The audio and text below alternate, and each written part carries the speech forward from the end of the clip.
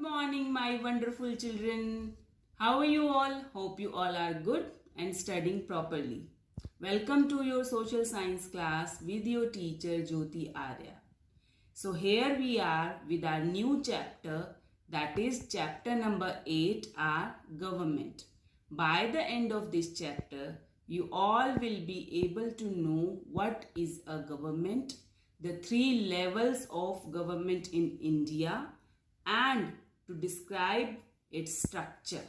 So without wasting the time, let's start with the chapter. What is government?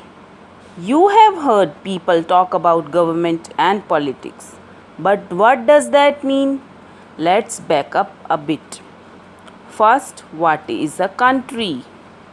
Like our India is one of the greatest among them. A country has borders that define what land is part of the country. The people in a country usually have many things in common, which means they do things mostly the same way, like language or religion. But not always or everywhere. And there are many others. We say the people of a country make up the society of that country.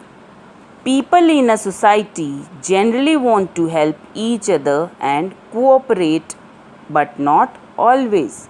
Some people, some of the time, commit crime, like they hurt, rob, or cheat others. And even very nice people can get into disputes or disagreements that are very hard to settle.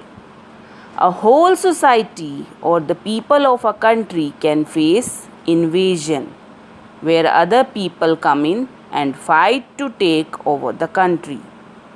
Societies face some other problems too, like crime, disputes, poverty, and poor education are such social problems. To solve such problems for the whole country, like war, some people are given authority. Society agrees to let people in authority, punish criminals, resolve disputes, fight wars, and take the people's money called taxes. For all these things, when I was a child, I was very puzzled by these words such as government and politics. But now maybe I can help you to understand. So, a government is the people with power. The people given authority over other people are who we mean by government. And politics is everything we do to get the power of government or to help others get that power. Let's discuss the chapter in detail. Our government.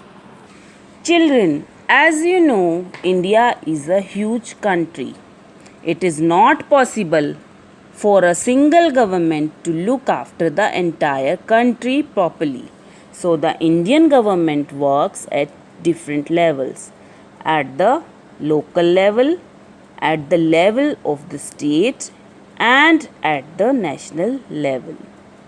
The local level refers to your village, town, or locality. The state level covers an entire state like Punjab, Kerala, Bihar, etc. The national level refers to the entire country. When the government works at different levels, it brings the government closer to the people. Thus, our government consists of a central or union government for the entire country. It is based in the capital, Delhi. Number 2, state governments. For the different states, they are based in the state capitals. Number 3, local government. For the governance of the immediate community, urban areas are governed by municipal corporations or municipal councils, and rural areas are governed by Panchayati Raj institutions such as the Zilla Parishad and Gram Panchayat. Let's discuss in detail. Number 1, the central government.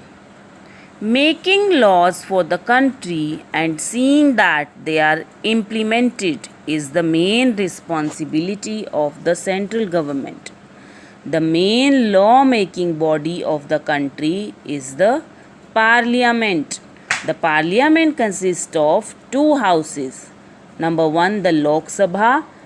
Number 2, the Rajya Sabha and the president. Let's discuss what is Lok Sabha. The Lok Sabha is the lower house of the parliament. The members of the Lok Sabha are directly elected by the people for a period of 5 years. It is therefore called the House of the People. The Speaker ensures the smooth proceedings of the House. Any citizen of India above 25 years of age can contest elections for the Lok Sabha. Citizens of India above 18 years of age can vote in the general elections to elect the members of the Lok Sabha. To ensure that the elections are fair, the country has been divided into constituencies. The constituencies vary in size, but all have roughly the same population. There are 543 constituencies. Candidates from several political parties stand for election from each constituency. The candidate who gets most vote is declared elected from that constituency. Let's see what is Rajya Sabha. The Rajya Sabha is the upper house of the parliament. The members of the Rajya Sabha are not elected directly by the people of India. Instead, they are elected by the members of the state legislative assemblies for a period of 6 years. It is therefore also called the Council of States. The Rajya Sabha is presided over by the Vice President of India. It has a maximum strength of 250 members, of which 238 are elected and 12 are nominated by the President. 1/3 of the members retire every 2 years. So the Rajya Sabha is a permanent house, unlike the Lok Sabha. Who is the President? The President is elected by the members of the Lok Sabha, Rajya Sabha and the state legislative assemblies for a period of 5 years. The President is the head of our country. The Prime Minister and the Council of Ministers. After the general election, which is generally held after 5 years, the political party that gets maximum number of votes forms the government. The President of India swears in the leader of that party as the Prime Minister. The Prime Minister is the head of the government and all powers rest in his or her hands. The Prime Minister is helped in the discharge of his or her functions by a specially chosen group of ministers.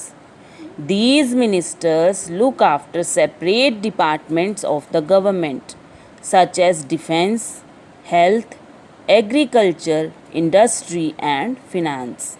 The Prime Minister and these ministers make up the Council of Ministers. Let's discuss about state governments.